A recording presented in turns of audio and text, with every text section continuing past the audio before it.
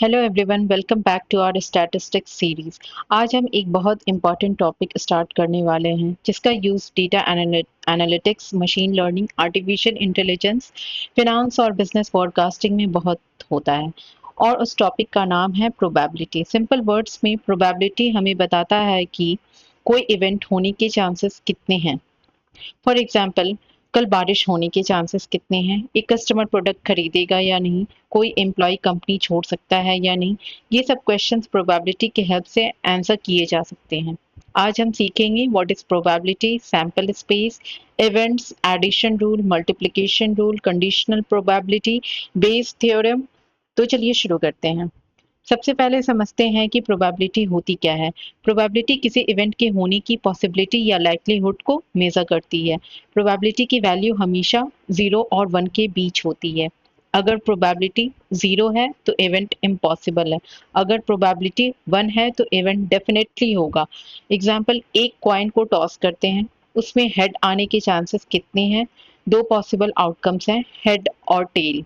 तो probability of head is equal to 1 by 2 equal to 0.5 यानी 50% chance.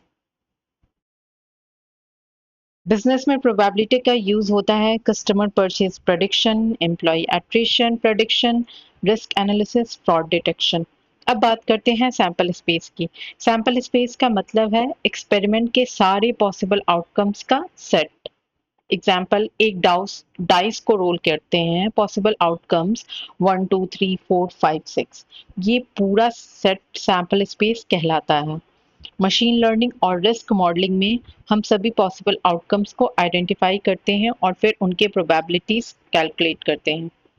Event क्या होता है? सैंपल स्पेस का कोई स्पेसिफिक आउटकम या आउटकम्स का ग्रुप इवेंट कहलाता है। एग्जाम्पल, डाइस में इवन नंबर आना, इवेंट हुआ 2 4 6, ये एक इवेंट है। प्रोबेबिलिटी में डिफरेंट टाइप्स के इवेंट्स होते हैं, simple event, compound event, independent event, dependent event. Business example देख लेते हैं। कस्टमर परचेस करना करना एक इवेंट है। एम्प्लॉय रेजिग्नेशन भी एक इवेंट है। एडिशन रूल का यूज तब करते हैं जब हमें ए या बी की प्रोबेबिलिटी कैलकुलेट करनी है। एग्जाम्पल, डाइस रोल करते हैं, प्रोबेबिलिटी ऑफ गेटिंग 1 या 2 इक्वल टू 1 और 2, 1/6 plus 1/6 equal to 2/6 equal to 1/3। Business example देखते हैं। कस्टमर मेल हो या फीमेल हो, डिपार्टमेंट एचआर हो या सेल्स हो, ऐसे केसेस में एडिशन रूल का यूज होता है। मल्टीप्लिकेशन रूल का यूज तब होता है जब हमें ए और बी दोनों इवेंट्स के साथ होने की प्रोबेबिलिटी निकालनी हो। एग्जाम्पल, दो कॉइन्स टॉस किए, probability of getting head and head is equal to 1/2 in multiply 1/2 equal to 1/4 यानी 25%। एक बिजनेस एग्जाम्पल, एक कस्टमर वेबसाइट विजिट करे और परचेज भी करे, दोनों इवेंट्स के चांसेस कैलकुलेट करने के लिए मल्टीप्लिकेशन रूल यूज होता है। कंडीशनल प्रोबेबिलिटी प्रोबेबिलिटी का बहुत इंपॉर्टेंट कॉन्सेप्ट है। ये बताता है अगर एक इवेंट ऑलरेडी हो चुका है तो दूसरा इवेंट होने के चांसेस कितने हैं। एग्जाम्पल, अगर एम्प्लॉय की इंगेजमेंट लो है तो उसके कंपनी छोड़ने के चांसेस कितने हैं। ये कंडीशनल प्रोबेबिलिटी है। बिजनेस और मशीन लर्निंग में इसका बहुत यूज होता है। Examples, employee attrition prediction, loan default prediction, fraud detection, customer churn analysis.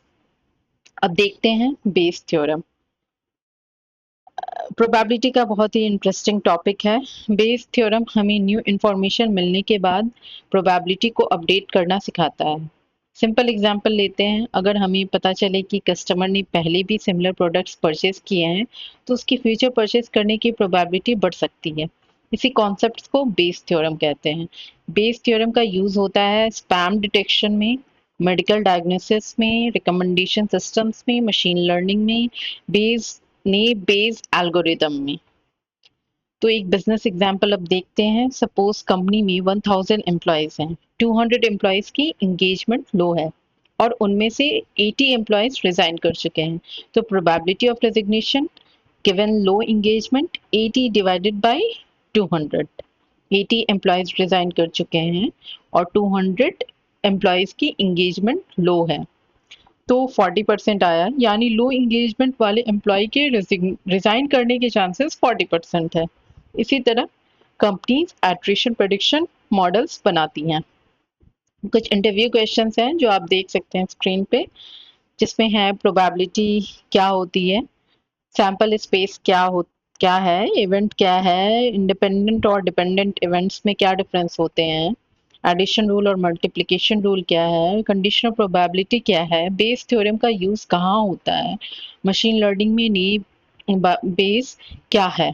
इन क्वेश्चंस को जरूर प्रिपेयर कर लीजिए। कुछ प्रैक्टिस क्वेश्चंस भी मैंने दिए हैं, तो आप उन्हें स्क्रीन पे देख के नोट डाउन कर सकते हैं वीडियो पॉज करके और प्रैक्टिस कर सकते हैं। जैसे क्वेश्चन है, what is the probability of getting an even number on a dice, it's dice not die, a card is selected from a deck of 52 cards, find the probability of getting a king। ऐसे total 6 questions हैं। Basically question number 6 आप थोड़ा correct कर लीजिए, state one business application of Bayes theorem. ये है question number 6, last में question number 5 के साथ लिखा हुआ है। तो हम समराइज करते हैं आज के टॉपिक को। आज हमने सीखा प्रोबेबिलिटी क्या होता है, इवेंट होने के चांसेस, सैंपल स्पेस क्या है, सारे पॉसिबल आउटकम्स को सैंपल स्पेस कहते हैं, इवेंट क्या है, स्पेसिफिक आउटकम को इवेंट कहते हैं, एडिशन रूल इज और probability, multiplication rule and probability, conditional probability, probability given another event, Bayes theorem new information के बेसिस पर प्रोबेबिलिटी अपडेट करना। प्रोबेबिलिटी हमें अनसर्टेनिटी को मेजर करना और फ्यूचर प्रोडिक्शन बनाना सिखाती है। प्रोबेबिलिटी का यूज़ हर जगह होता है, business analytics, HR analytics, finance, artificial intelligence, machine learning, predictive analytics. अगर आप डेटा साइंटिस्ट या डेटा एनालिस्ट बनना चाहते हैं तो प्रोबेबिलिटी को स्ट्रॉन्ग बनाना बहुत ज़रूरी है।